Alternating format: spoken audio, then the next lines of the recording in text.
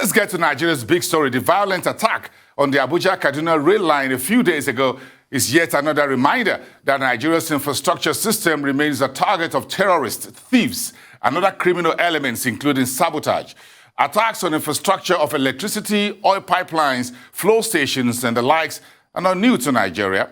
The question is, has the country entered a new phase of attacks targeted at the country's new rail system? And what are the economics of such attacks? My guest on this tonight is Paul Alaje. He's a senior economist at SPM Professionals.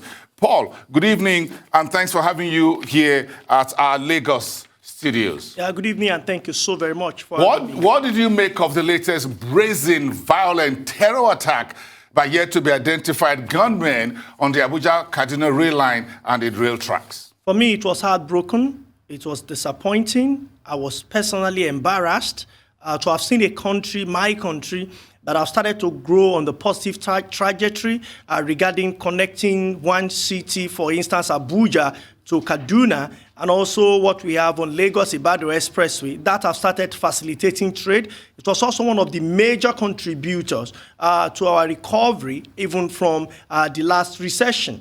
The last thing that would have come to mind, of course, in my mind, is that individuals will go against their country by blowing off the rail track, that on one hand, and even shooting directly at the locomotive.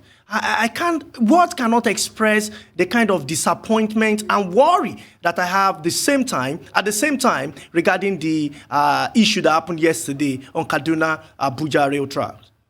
Now, give me your economic point of view of this latest rail line attack and the damages done. The latest edition of The Economist, which we just had, was referring to Nigeria like the crime capital of Africa.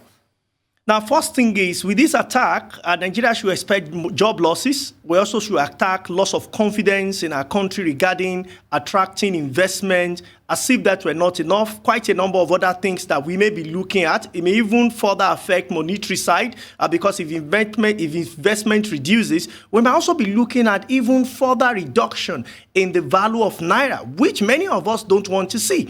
We should also know that for those who are within the north, investment may not get to that extent. That is another issue we may need to deal with. Poverty, hunger, and deprivation, as more and more transactions along those areas may not happen. It may end up affecting inflation because those that would have moved freely may be affected along that line. Recall that NRC, Nigeria Railway Corporation, has declared almost 1.5 billion Naira revenue on transportation alone.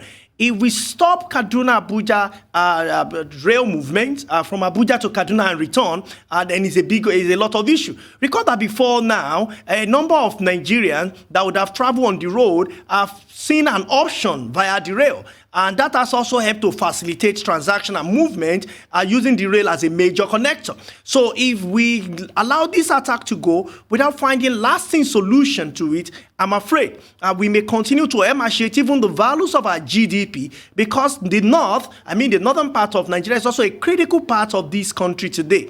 That is why it's so important that we do something really quick, without words, without just talking.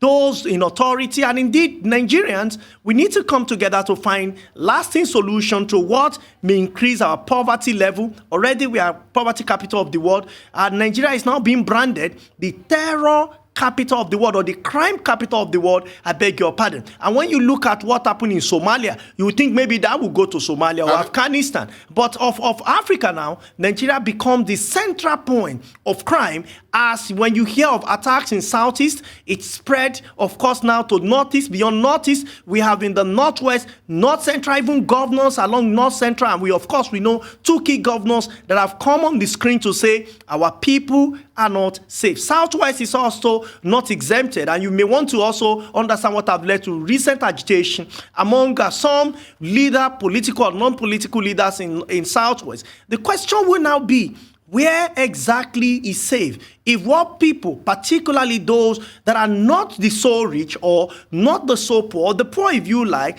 who have now taken option by the rail option because they know the road is not very safe, if we say they cannot transact, then what happens to the connection between Abuja and the entire northwest, particularly if they want to go by road? Now, attacks on oil facilities like pipeline vandalism, attack on electricity power installations, they're not new in Nigeria. So is this a new chapter of attacks on Nigeria's critical infrastructure?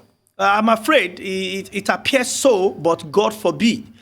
We can only hope, but it appears so, because when you have studied terrorists and their mode of operation over time, at the moment they start with one activity and see how government is responding or has responded to it, and they think that this response is not sufficient enough, they want to repeat it, particularly when it hits the nation. Unfortunately, this attack met all of us, particularly my humble self, as a huge shock. And I strongly believe, I still have strong confidence on Nigerian security forces, and I strongly believe that Nigerian security forces and also political authority will respond to this positively to guarantee lives, to guarantee properties, to also guarantee movement from one part of the country to the other. Because if we don't, I'm afraid we might be looking at the end close to us. From simple theft of power cables, for example, as simple as that could be, economic sabotage, including other assets of the government like the pipeline and all that. Tell me about the perception of a country such as this as an investment destination. President Buhari just this week, 2 days ago, signed a number of deals with the President Erdogan of Turkey and all of that, about 8 deals in pipeline, in defense, and industry. And this is happening just right as the President of Turkey was in the country. Do you think this is a good optic for us as an investment destination? No, definitely not. First of all, let me also say the governor of Kaduna State, Nasiru El-Rufai, has been doing everything possible to organize investment program and also to drag more and more investment to his state. Unfortunately, with this happening, it might be a major setback. But I know that the governor, as a strategist, he wants to believe he will find ways around this such that this will not be a major setback. But of course, it's going to be a major setback for Nigeria because insecurity on one side, weak currency on the other side, poverty and wrong perception regarding corruption is another factor. With this new level of vandalism on critical infrastructure, that we have not even paid for. Recall that the rail track were laid and they are still on loan. As our loan continue to mount at not less than 35 trillion naira, the thing we use the money to fix is now being destroyed.